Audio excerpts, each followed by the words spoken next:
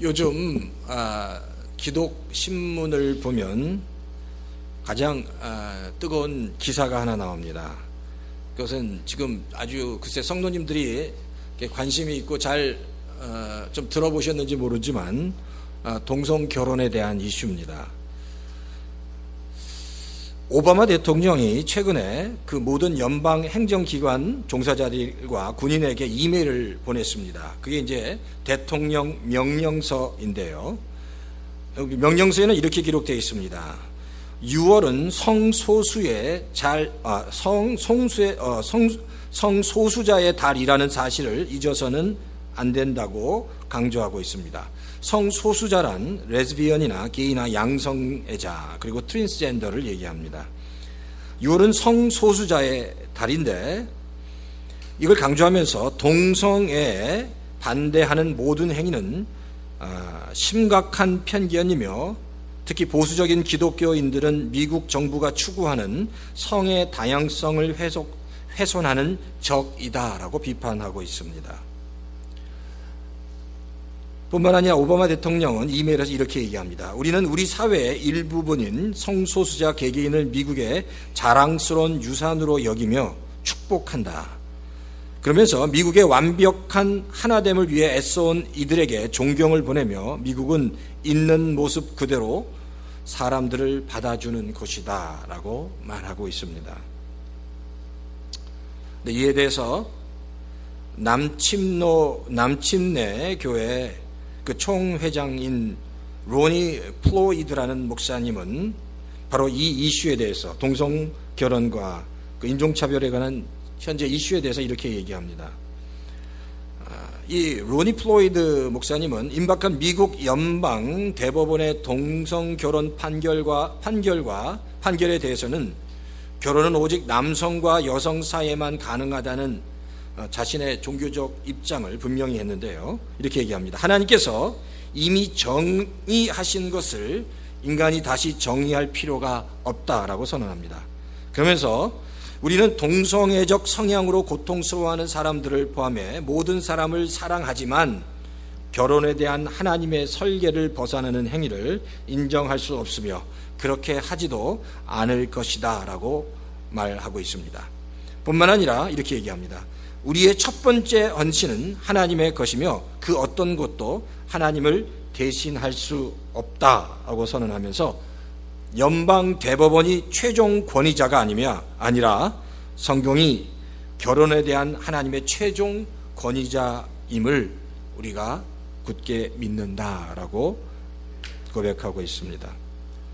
이와 같이 미국 사회가 심하게 사회의 그 트렌드와 진리의 그 격변과 격돌 속에 있음을 알아야 합니다.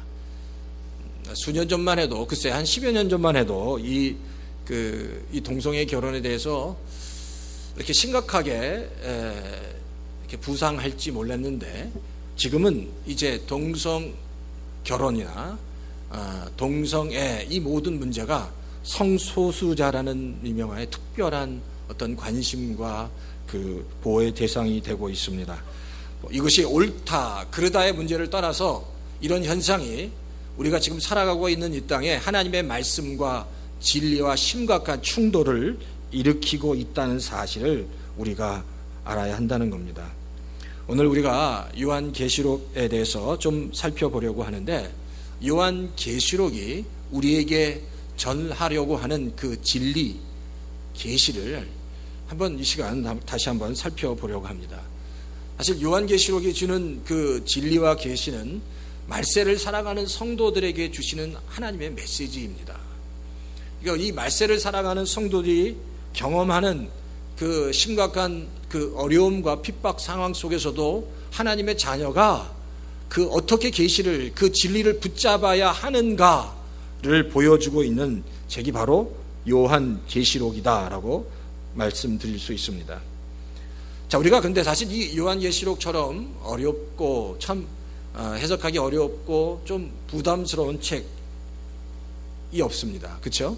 성경을 읽어도 도대체 무슨 뜻인지 알 수 없을 때가 많이 있기 때문입니다. 그런데 사실 몇 가지 중요한 포인트만 알면 요한계시록은 사실 그렇게 어렵지 않은 책입니다. 사실 그 얘기를 다 이 시간에 다 할 수는 없지만 요한계시록에 먼저 일단 아웃라인 한번 대충 설명을 드리면 좋을 것 같아요. 사실 요한계시록을 읽을 때 사실 저도 여러 번 요한계시록을 읽었지만 요한계시록이 어떤 책인지 그 분명한 주제를 알기 전까지는 너무 혼동스럽고 헷갈릴 수밖에 없습니다.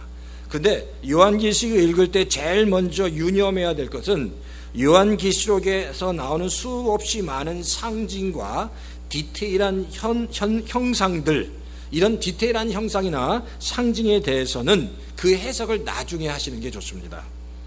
요한계시록에 10뿔, 또 그 머리를 가진 또 생물, 또 7별, 7영, 용, 이런 많은 상징이 되는 그런 그 상징물들은 나중에 해석하고, 먼저 요한계시록 읽을 때 요한계시록이 흘러가는 전체적인 그림과 줄거리를 이해하는 것이 중요합니다. 우리가 보통 난해한 영화를 보면 그러잖아요. 그 난해한 영화 가운데 굉장히 많은 상징들이 있습니다. 근데 난해한 영화 속에 있는 그 상징들을 다 먼저 이해하려고 하면 그 줄거리를 잊어버리게 됩니다. 그러니까 중요한 건 그 메인 줄거리가, 그림이 뭔지 먼저 깨닫고 그 난해한 그림이나 상징들은 나중에 해석하면 된다는 겁니다. 두 번째는 요한계시록에 나타나는 그 많은 사건들은 아주 구약과 밀접하게 연관되어 있다는 겁니다. 요한계시록이 모두 한 400여 구절로 만들어져 있는데, 구성되어 있는데 400여 구절 중에 300구절이 구약에서 인용되어 있습니다.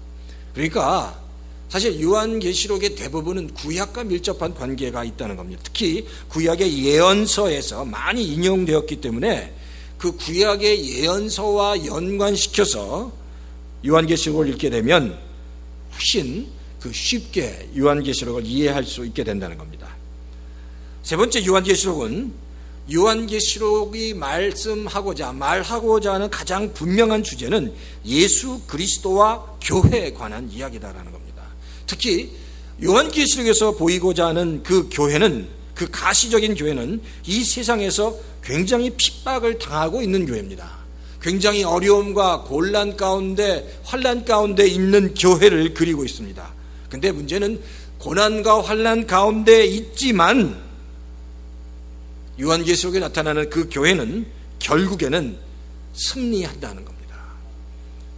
하나님의 은혜 가운데 하나님이 주시는 그 성령의 그 인도하심 따라 한 사람의 낙오자도 없이 하나님의 모든 백성은 승리한다는 것, 그것을 잊지 마셔야 합니다. 요한계시록을 해석하는 여러 가지 또 해석 방법이 있습니다. 미래주의적 관점에서 해석한다든지 상징주의 관점에서 해석한다, 여러 가지 그 관점들이 있는데, 사실 아까도 말씀드린 것처럼 요한계시록을 너무 상징적으로 해석하지 않는 게 참 중요합니다. 사실 이제 요한계시록을 또한 설명하는데, 이해하는데 가장 중요한 것은 요한계시록의 가장 큰 프레임, 가장 중요한 프레임이 7가지의 재앙이 3번에 걸쳐서 나옵니다. 그러니까 첫 번째 7가지 재앙은 7가지의 인, 7가지의 인이 열리면서 재앙이 이 땅에 오기 시작합니다. 그리고 두 번째 프레임이 7가지의 나팔이 불려지면서 이 땅에 그 마지막 말세의 재앙이 임하게 됩니다. 그리고 세 번째는 7가지의 대접이 부어지면서 그 재앙이 이 땅에 임하게 된다는 겁니다. 그런데 이런 7가지의 연속적인 재앙을 어떻게 이해하느냐에 따라서 바로 그 요한계시록을 쉽게 아주 이해할 수 있다는 겁니다. 사실 이 요한계시록과 같은 묵시 문학은요, 어떤 문학적 기법이 있냐면 아주 중요한 사건, 그리고 아주 강조하고 싶은 사건에 대해서 끊임없이 반복하는 문학적 기법이 있습니다. 그래서 사실 요한계시록에서 얘기하는 7가지의 그 재앙들, 7가지 인과 7가지 나팔과 7가지의 그 대접에 대한 그 재앙은 이게 연차적으로 일어나는 것이 아니라 동일한 그 종말론적인 그 재앙 사건에 대한 반복적인 설명이다라고 이해를 하시면은 요한계시록이 굉장히 쉬워지실 수 있을 것 같아요. 그러니까 동일한 사건에, 동일한 종말론적인 사건에 대해서 요한계시록은 기본적으로 3번에 걸쳐서 설명하고 있다라는 사실입니다. 그러니까 첫 번째, 6번째 이내 이미 종말에 관한 사건이 오픈됩니다. 그리고 종말이 오는 겁니다. 근데 또다시 7번째, 첫 번째 나팔부터 또 시작하고 또 첫 번째 대접부터 또 시작하니까 이게 끝인가 끝이 아닌가 막 혼동이 되지만 결국 종말론적인 사건에 대해서 요한계시록은 기본적으로 3번에 걸쳐서 그 사건을 강조하면서 설명하고 있다라는 사실을 깨닫게 되면 요한계시록을 이해하는데 굉장히 큰 도움이 되실 것 같아요. 자, 이런 전제로 요한계시록을 한번 하나씩 살펴보면 좋겠습니다. 사실 요한계시록에서 말하고자 하는 것은 계시라는 겁니다. 계시. 이 종말론적인 이 말세에 하나님께서 주시고자 하는 그 계시가 무엇인지를 요한계시록은 설명하고 있습니다. 자, 첫 번째 요한계시록이 말하고자 하는 첫 번째 계시는 예수 그리스도에 대한 계시이며 증언입니다. 우리가 1절에 보니까 한번 1절 보시겠어요? 1절에 보면 성경이 뭐라고 얘기합니까? 자, 이것은 예수 그리스도의 계시라고 얘기합니다. 그러니까 요한계시록에서 나타나는 분명한 계시의 핵심은 예수님에 대한 계시라는 겁니다. 자, 예수님에 대한 계시. 그리고 2절에 보니까 요한이 이렇게 설명합니다. 요한은 하나님의 말씀과 예수 그리스도의 증언, 곧 자기가 본 것을 증언했다고 얘기합니다. 하나님에 대한 하나님의 말씀과 자신이 본 예수 그리스도에 대해서 요한이 증거하고 있다는, 그게 바로 요한이 본 계시라는 겁니다.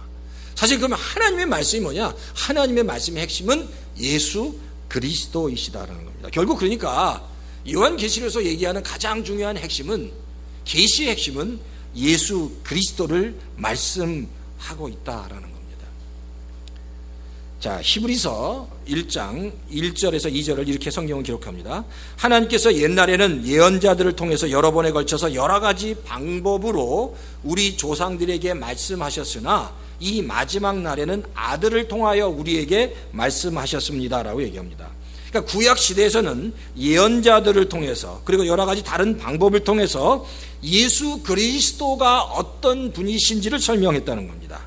근데 이 마지막 날 신약에서는 예수님 스스로가 자신에 대해서 자신을 나타내셨다라고 성경은 기록하고 있습니다. 자, 그러니까 성경이 말씀하고자 하는 가장 핵심은 예수 그리스도이시다라는 겁니다. 그러니까 사실 구약에 나타난 모든 사건들, 모든 인물과 이야기들은 예수 그리스도를 상징합니다. 자, 몇 가지 예를 들어보겠습니다. 자, 가인과 아벨과 셋의 이야기 우리 잘 아실 거예요. 가인과 아벨과 셋의 이야기가 어떻게 되죠? 결국 누가 죽습니까? 가인과 아벨과 셋 중에 아벨이, 무죄한 아벨이 피를 흘리게 됩니다. 죽게 된다는 거예요. 가인이 아벨을 죽는다는 거죠. 근데 사실 아벨은 아무 죄가 없었습니다. 사실 이 이야기가 바로 하나님의 백성의 계보는 무죄한 자의 흘린 피로 이루어진다는 것을 힌트합니다.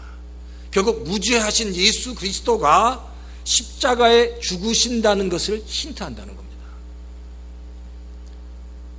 뿐만 아니라 아브라함의 이야기는 그렇습니다. 한 사람 복의 근원이 된 아브라함을 통해서 그 자손이 줄줄이 하나님의 백성이 된다는 이 이야기는 예수 그리스도 한 분을 통해서 그의 모든 자손이 하나님의 복 가운데, 하나님의 구원의 복 가운데 들어간다는 것을 상징한다는 겁니다. 뿐만 아니라 요셉의 이야기를 통해서 죄 없는 자의 고난과 고통을 통해서, 죄 없는 자 바로 요셉의 고난과 고통을 통해서 그의 백성 전체가 구원을 받는다는 이야기, 바로 이 이야기가 예수 그리스도, 죄 없는 예수 그리스도의 한 분으로 인해서 온 백성이 구원을 받는다는 이야기를 힌트해 주고 있다는 겁니다. 자, 그러니까 구약에서 얘기하는 모든 이야기가 예수 그리스도를 상징하고 있다라는 사실을 우리가 알아야 합니다. 그 중에서 가장 중요한 것이 예수 그리스도를 상징하는 가장 핵심적인 내용이 바로 선악을 알게 하는 나무와 생명나무입니다. 그리고 선악을 알게 하는 나무와 생명나무가 상징하는 것은 이스라엘 백성이 반드시 지켜야 할 율법과 제사라는 겁니다. 제가 지난번에도 말씀드렸지만 선악을 알게 하는 나무, 이 나무는 율법을 상징한다고 말씀드렸습니다. 근데 사실 하나님께서 이스라엘 백성에게 율법을 주셨을 때 너희는 이 율법을 다 지킬 수 있는 존재라고 하나님이 이스라엘 백성들을 인정하고 싶어서 그 율법을 주신 것이 아니라 이스라엘 백성들이 그 율법 앞에서 나는 이 율법을 정말 도저히 다 지킬 수 없는 연약한 존재, 절망할 수밖에 없는 존재라는 사실을 깨닫도록 하기 위해서 나는 율법 앞에서 도대체 하나님께서 주신 이 말씀을 다 지킬 수 없는 정말 연약한 존재야, 절망할 수밖에 없는 존재라는 사실을 깨닫는 것, 그것이 바로 하나님의 은혜라는 거예요. 그 하나님의 은혜를 깨닫는 자는 그 하나님의 은혜로 인해서 그 생명 가운데 바로 그 제사, 하나님께서 이제 그 생명의 그 그림자 되는 제사 가운데 나가 하나님의 은혜로 회복해 되는 역사를 경험하게 된다는 겁니다. 그러니까 생명나무와 선악을 알게 하는 나무와 생명나무, 그리고 율법과 그 제사, 그 모든 것들이 뭘 상징한다고요? 예수 그리스도를 상징한다는 겁니다. 그러니까 우리가 여기서 첫 번째, 우리가 요한계시록, 이 계시가 상징 예수 그리스도라는 것을 통해서 우리가 삶의 현장에서 끊임없이 예수 그리스도가 주시는 생명의 은혜와 그 생명을 정말 치열하게 누리며 살아가야만 우리가 이 땅에서 참으로 승리하며 성공할 수 있다는 것, 이 땅에서 그 하나님께서 주시는 그 예수 그리스도를 통해서 얻게 되는 그 생명, 그 생명을 치열하게 얻는 자만이 하나님께서 주시는 참된 그 행복과 기쁨을 경험하게 된다라는 겁니다. 내가 지금 보세요. 그러니까 내가 지금 뭘 누리고 있는가? 계시 성경 말씀이, 성경의 그 계시로 주신 말씀, 예수 그리스도의 그 생명을 내가 충만하게 정말 누리고 있는가? 치열하게 그 예수 그리스도의 생명을 얻기 위해서 애쓰고 있는가? 구약의 백성들이 그랬고 신약의 이 땅의 백성들도 그 본질, 본체가 되시는 예수님이 이 땅에 오셨는데 그 예수 그리스도의 생명을 충만하게 누리시는 우리 성도님 다 되시기를 주의 이름으로 축원합니다. 자, 두 번째는, 이 계시가 보여주고자 하는 두 번째는 교회와 성령님과의 관계입니다. 자, 교회와 성령님과의 관계. 사실 오늘 본문에 한번 4절 한번 보시겠어요? 4절 한번 보시겠어요? 자, 이 계시가, 자, 4절에 보면, 자, 처음 상반절에는요, 하나님에 대해서 설명합니다. 나 요한은 아시아에 있는 7교회 편지를 씁니다. 지금도 계시고 전에도 계셨고 또 앞으로 오실 분, 이것은 하나님을 상징합니다. 근데 그 다음에 그의 보좌 앞에 있는 7영에 대해서, 7영과 7표, 그 보좌 앞에 있는 7영이라고 얘기합니다. 그 보좌 앞에 있는 7영이 바로 성령 하나님을 말씀하고 있다는 겁니다. 근데 이제 여기서 이제 7영이, 왜 성령 하나님을 7영이라고 했을까? 왜 7이라는 숫자를 사용했을까라고 질문한다면 이렇게 설명할 수 있습니다. 사실 이 히브리 사람에게 이 7이라는 숫자는 충만, 전체, 완전, 완성이라는 뜻을 갖고 있습니다. 그러니까 이 7이라는 숫자는 완전히 충만한 숫자, 이제 온전한 숫자라는 겁니다. 그러니까 성령을 표현할 때 7의 영이다라고 성경은 표현하고 있습니다. 또한 이것을 알 수 있는 건요, 우리가 그 소아시아에 굉장히 많은 교회가 있었습니다. 그런데 계시록에 보면 특히 7개의 교회만 뽑아서 그 소아시아 7교회라고 표현한 가장 큰 이유는 그 7교회가 중요하기도 했지만 그 7교회는 모든 교회를 상징한다는 의미를 가지고 있습니다. 자, 그러니까 어쨌든 7이라는 숫자는 완전함, 온전함, 충만함이라는 뜻을 가지고 있다는 거예요. 그러니까 성령을 그렇게 온전함, 완전함으로 성경은 표현했다는 겁니다. 자, 그러면 그 성령이 하시는 일이 뭐냐는 거예요. 자, 한번 계시록 5장 6절 한번 찾아보시겠어요? 계시록 5장 6절에 보면 자, 그 성령에 대해서, 일곱 영에 대해서 성경은 다시 설명하고 있습니다. 요한계시록 5장 6절에 보면 자, 한번 다 같이 한번 읽겠습니다. 요한계시록 5장 6절 다 같이 한번 큰 소리로 한번 읽어보겠습니다. 시작. 나는 또 보좌와 내 생물과 장로들 가운데 어린 양이 하나 서 있는 것을 보았는데 그 어린 양은 죽임을 당한 것과 같았습니다. 그에게는 뿔 7과 눈 7이 있었는데 그 눈들은 온 땅에 보내심을 받은 하나님의 7 영이십니다. 자, 목소리가 작으신데요. 한번 맨 마지막에 그 눈들은 한번 다시 한번 큰 소리 읽겠습니다. 시작. 그 눈들은 온 땅에 보내심을 받은 하나님의 7 영이십니다. 라고 성경은 얘기합니다. 자, 7 눈이 7 영이다 라고 얘기합니다. 자, 7 눈이 7 영이다 라는 이 말씀은 사실 그 스가랴서에서 인용된 말씀입니다. 지금 여기서 얘기하는 그 7 영, 7 눈을 가지고 있는 이 7 눈은 무엇을 설명하기 위해서 스가랴가 원래 사용했냐면 한번 스가랴서 자, 한번 좀 찾아보시겠어요? 스가랴서 4장 6절입니다. 자, 스가랴서 먼저 4장을 한번 펴보시겠어요? 스가랴서는 구약의 맨 마지막에 있습니다. 구약의 맨 마지막은요, 말라기고 말라기 바로 앞에 있는 게 스가랴입니다. 자, 한번 다 찾아보시고요. 스가랴, 자, 말라기 그 다음, 바로 다음에 있는, 그 전에 있는, 자, 스가랴 4장입니다.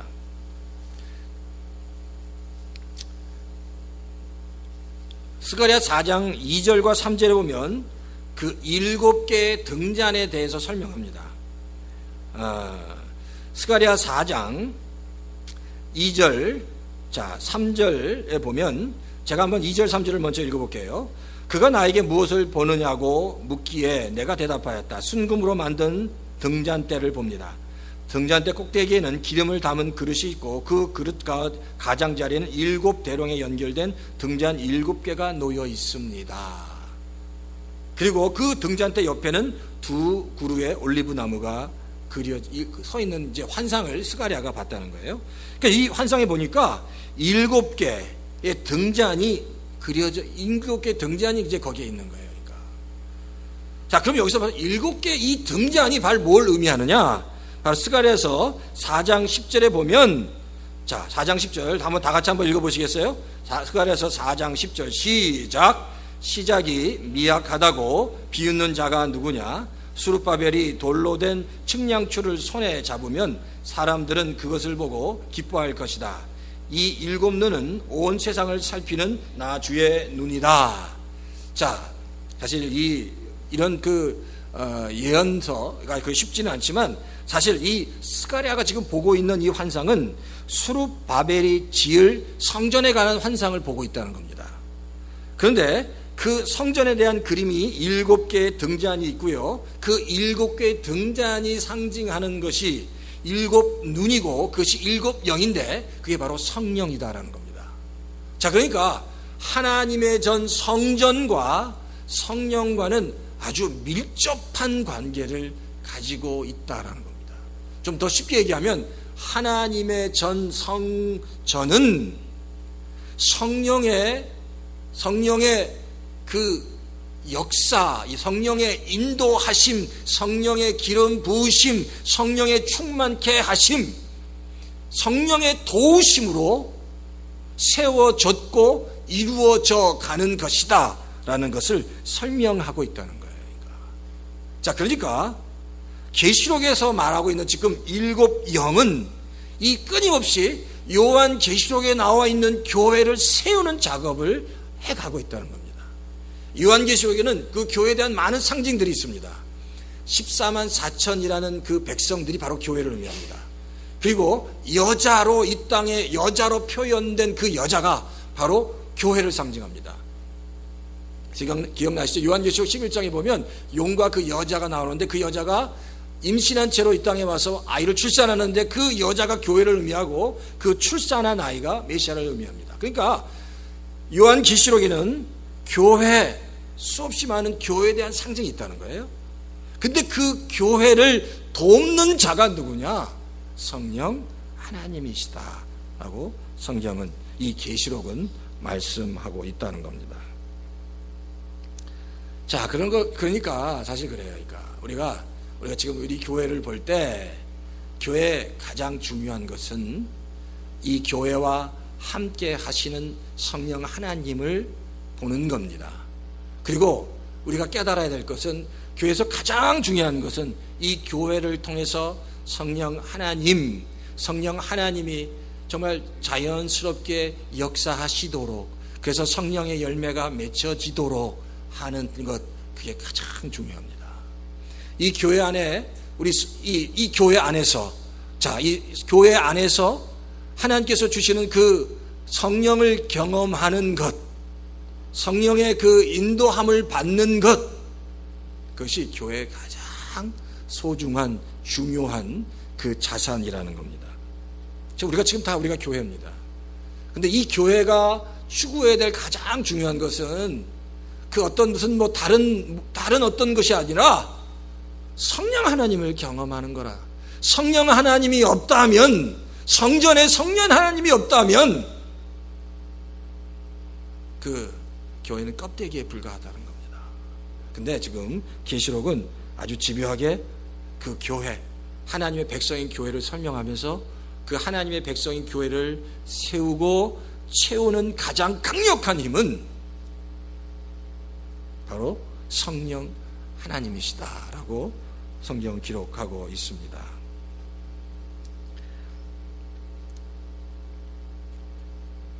고린도전서 2장 9절에서 10절도 성경이 이렇게 기록합니다.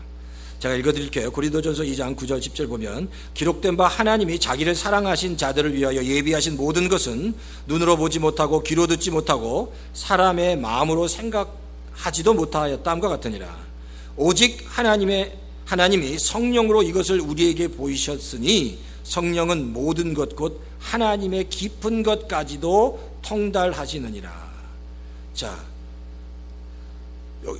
고린도전서 2장 9절에 보면 하나님이 자기를 사랑하는 자들을 위하여 예비하신 것이 있는데, 그 예비하신 것, 그것은 뭐라고요? 눈으로 볼 수 없다는 겁니다. 귀로 들을 수 없다는, 그러니까 인간적인 눈으로 볼 수 없고 인간적인 귀로 들을 수 없고 바로 사람의 마음으로 알 수 없는 것, 오로지 성령이 깨닫게 해주셔야, 보여주셔야, 들려주셔야 볼 수 있는 것이라고 얘기합니다. 그러니까 우리가 이 땅을 살아가면서 성도가 성도 되기 위해서 가장 중요한 것은 성령의 임재 안에 들어가는 겁니다. 성령의 인도하심을 받는 겁니다. 성령께서 터치하실 때 성령의 터치를 즐거워하는 겁니다. 성령께서 말씀하실 때 그 말씀에 순종하는 겁니다. 내 생각과 내 뜻대로 살아가는 것이 아니라 성령님께서 인도하신 그 성령님이 터치하시는 것, 그 성령님의 터치하신 것에 반응하면서 살아가는 것, 그것이 이 땅을 살아가는 성도, 그리고 이 땅을 살아가는 교회가 반드시 나타내야 될 반응이다라는 겁니다. 근데 그렇잖아요. 우리가 성령님의 터치하심과 인도하심대로 살아가기보다 죄인인 우리는 내 생각과 내 뜻대로 살아가기가 더 쉽습니다. 근데 하나님의 그 은혜, 하나님의 그 뜻을 드러내기 위해서는 성령님의 그 터치하심대로 반응하며 살아가야 한다는 겁니다. 세 번째는요, 계시는 읽는 자, 그리고 듣는 자, 기록된 것을 지키는 자가 하나님의 복이 있다라고 성경은 기록합니다. 자, 오늘 요한계시록 1장 3절에 보면 성경이 이렇게 기록합니다. 그 예언의 말씀을 읽는 사람과 듣는 사람과 그 안에 기록되어 있는 것을 지키는 사람들이라고 얘기합니다. 근데 이 말씀을 가만히 살펴보면요. 요한계시록 1장 3절 한번 다 같이 한번 읽어보시겠어요? 자, 요한계시록 1장 3절 다시 한번 다 같이 읽어보겠습니다. 자, 시작. 이 예언의 말씀을 읽는 사람과 듣는 사람들과 그 안에 기록되어 있는 것을 지키는 사람들은 복이 있습니다. 그때가 가까이 왔기 때문입니다. 여기서 세 종류의 사람이 나옵니다. 첫 번째는 읽는 사람, 두 번째는 듣는 사람, 세 번째는 지키는 사람입니다. 근데 성경 말씀을 자세히 살펴보면 읽는 사람은 단수로 기록되어 있고요. 그리고 듣는 사람은 복수로 기록되어 있고요. 지키는 사람, 듣는 사람과 지키는 사람은 복수로 기록되어 있습니다. 그렇죠? 지키는 사람들, 그리고 듣는 사람들. 자, 그러면 지금 요한이 지금 이 말씀을 하는 그 배경이 뭘까? 지금 이 요한 계시록을 쓴 사실 그 세링이 예배 가운데 말씀을 선포하는 그런 세링으로 이 말씀이 쓰여졌다는 겁니다. 그러니까 여기서 지금 이 예언의 말씀을 읽는 사람이다라는 것은 이 말씀을 가르치는 자를 얘기합니다. 설교자가 말씀을 읽으면서 말씀을 가르칠 때 꼭 예전에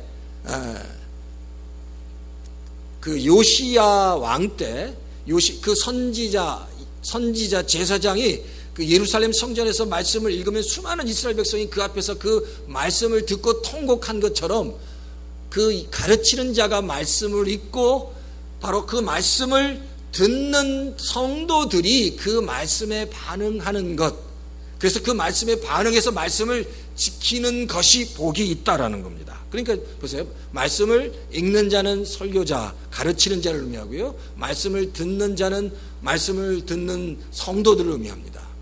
그리고 말씀을 지키는 자는 말씀을 읽는 자와 말씀을 듣는 모든 자가 말씀을 지키는 자들이라는 겁니다. 바로 그래서 말씀을 듣는 지키는 자들이 복이 있다라고 성경이 기록합니다. 그냥 보세요. 이 세 가지, 말씀을 읽는 자, 그리고 말씀을 듣는 자, 말씀을 지키는 자 중에 무엇이 가장 중요하겠습니까? 너무 당연하지 않습니까? 말씀을 지키는 자, 말씀을 지키는 자. 자, 근데 이 말씀을 지킨다는 게 과연 뭐냐라는 거예요? 이 말씀을 지키는 자에 대한 영어 성경 NIV는 이렇게 표현하고 있습니다. 말씀을 읽는 자는 to read, the person to read, 또 말씀을 듣는 자는 to hear, 말씀을 지키는 자는 take to heart what is written in it입니다. Take to heart what is written in it. 하나님께서 주신 말씀을 가슴에 새기는 겁니다. 말씀에 품는 겁니다. 그래서 그 말씀을 실천한다는 겁니다. 그러니까 말씀을 지킨다는 것은 쓰여진 하나님의 말씀을 가슴에 품는 것, 말씀에 새기는 것, 그래서 그것을 실천한다는 것을 의미합니다. 그 사람이 복이 있다는 겁니다. 말씀을 그저 듣는 자, 그리고 말씀을 그냥 읽는 자가 아니라 말씀을 가슴속에 새겨서 그 말씀대로 살아가는 자가 진정으로 복이 있다라는 겁니다. 지난 17일에 성도님 잘 아시듯이 사우스캐롤라이나에서 노스 찰스턴이라는 시내 한 아프리칸 감리 교회에 한 백인 우월주의자가 들어가서 흑인들은 이 나라를 떠나야 한다라고 외치면서 성도 신자 9명을 숨지게 했습니다. 이 딜런 로프라는 이 청년이 바로 이 임마누엘 아메리칸 감리 교회에 들어간 그 시간은 이들이 수요일마다 열리는 성경 공부에 모인 겁니다. 수요일마다 열리는 성경 공부에 모여서 말씀을 이제 공부하려고 하는데 바로 이 딜런 로프라는 청년이 바로 그 성경 공부에 새롭게 참여해서 그들과 1시간 동안 같이 성경 공부를 하다가 갑자기 권총을 꺼내 들고 9명을 죽여버린 겁니다. 근데 이 사우스캐롤라이나에는요, 그 법정에서 이런 관례가 있다고 합니다. 유족들이요, 법정에서 그 피고죠, 그 가해자를 향해서 한마디씩 이렇게 말을 전하는 관행이 있다는 거예요. 유족들이 법정에서 그 가해자인 그 사람에게 한마디씩 이렇게 말을 전하는 관행이 있는데, 이 관행에 따라 이 교회 성도들이 한마디씩을 합니다. 첫 번째는 자신의 아내를 잃은 앤서니 톰슨이라는 사람이 이렇게 얘기합니다. 나는 너를 용서하고 우리 가족도 너를 용서한다. 그러면서 내가 우리의 용서를 참회의 기회로 삼아 지금보다 더 나은 사람이 되기를 바란다 라고 이야기하면서 울먹였다고 합니다. 또 다른 유적은 이렇게 이야기를 하는데, 그는 현장에서 자신은 극적으로 살아났지만 자신의 그 사랑하는 아들이 죽은 그 펠리시안 샌더스라는 사람입니다. 이 사람은 이렇게 발언을 했습니다. 우리는 두 팔을 벌려서 너를 성경 공부 모임에 받아들였지만 너는 내가 알기로 세상에서 가장 아름다운 사람들을 죽였다. 그러면서 이렇게 얘기합니다. 이 사건으로 내 몸에 있는 살점 하나하나가 모두 아프고 힘들어 나는 예전처럼 살아갈 수 없지만 하나님께서 너에게 자비를 베풀기를 기도하겠다라고 덧붙였다는 겁니다. 제가 바로 이 샌더스의 고백과 이 탐슨 씨의 고백을 들으면서 과연 이런 생각을 해봤습니다. 과연 나였다면, 우리였다면, 우리 교회에 이런 일이 만약에 있었다면 우리는 어떻게 반응했을까라는 그런 고민과 질문을 사실 나에게 던져봤습니다. 과연 이렇게 내가 너를 용서하겠다, 내가 살 한 점 한 점이 정말 하나하나가 아프고 정말 괴로울지라도 내가 하나님의 자비로 너를 용서해 주겠다라고 얘기할 수 있겠느냐라는 겁니다. 근데 바로 이 임마누엘 아프리칸 그 감리교회 성도들은 그 로프라는 형제 청년을 향해서 용서해 주었습니다. 내가 너를 진심으로 용서하겠다. 정말 내가 너를 볼 때 내가 정말 피 맺히도록 가슴 아프고 힘들지만 내가 너를 용서하길 원한다 라고 고백하고 있다는 겁니다. 이런 힘과 정말 이런 용서의 고백이 어디서 나왔을까라는 질문입니다. 그냥 가식적으로 그냥 성도니까 할 수 없어서 한 고백은 아니라는 겁니다. 9명이나 사람이 죽었고 그 모든 유족들이 그 딜런 로프라는 형제를 향해서 한마디씩 하는데 그들의 그 신앙 고백이 오히려 그 아픔과 상처에 빠져 있었던 임마누엘 그 아프리칸 그 감리교회를 더 강하게 만들었다는 겁니다. 제가 보기에는 바로 그 성도들은 이미 말씀을 단순히 머리로 깨달은 자들, 그냥 머리로 읽고 머리로 아는 자들이 아니었다는 겁니다. 가슴으로 그 말씀을 품은 자들이었다는 겁니다. 성령님을 통해서 교회의 비밀을 깨달은 자들이었습니다. 하나님의 은혜를 깨달은 자들이었기 때문에 그렇게 고백할 수 있었을 것이라고 생각이 됩니다. 우리는 참 약하고 연약합니다. 그런데 중요한 건 나는 약하고 연약하지만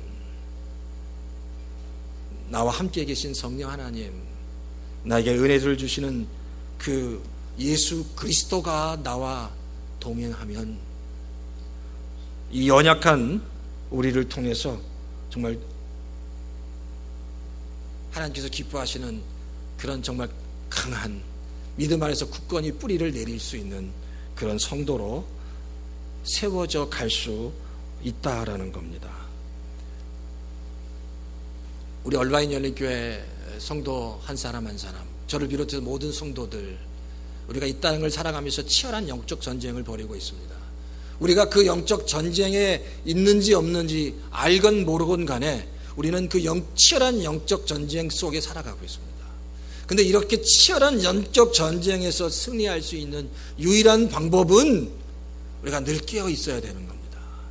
하나님의 말씀에 늘 깨어 있어서, 그리고 성령의 그 기름 부으심과 은혜 가운데 늘 살아가면서 그 하나님의 은혜에 반응하면서, 말씀에 반응하면서 내가 건강하게 세워져 있지 않으면 언제 어느 순간에 어떤 환경 속에서 무너질 수밖에 없다는 사실입니다. 바라기는 우리 얼바인 열린교회에서 오던 성도 여러분, 내 주 하시는 내 안에 계시는 성령 하나님, 나에게 늘 새로운 하나님의 은혜로 늘 새롭게 공급해 주시는 그 하나님의 은혜가 우리 얼바인 열린 교회 모든 성도들 가운데 늘 충만하게 일어나기를 주 이름으로 축원합니다. 내 힘으로 살아가는 것이 아니라 하나님께서 주시는 성령 하나님, 7개의 눈을 가진 7개의 영 되신 성령 하나님께서 교회를 세우시는 것처럼, 강하게 하시는 것처럼, 그리고 그 성령을 통해서 교회가 더 아름답게 세워지는 것처럼 바라기는 우리의 기도가 성령 하나님을 늘 바라면서, 하나님, 나는 연약하지만 나를 채워주십시오. 나는 연약하지만 성령 하나님으로 인해서 내가 새로워질 수 있고 강해질 수 있습니다 라는 고백이 우리 얼바인 열린교회 성도님들을 통해서 끊임없이 일어나기를 주의 이름으로 축원합니다. 하나님, 나를 붙잡아 주십시오. 하나님, 나는 연약합니다. 이런 고백, 나는 연약합니다. 그러나 하나님은 하실 수 있습니다 라는 이 고백이 우리 얼바인 열린교회 성도 가운데 있기를 주의 이름으로 축원합니다.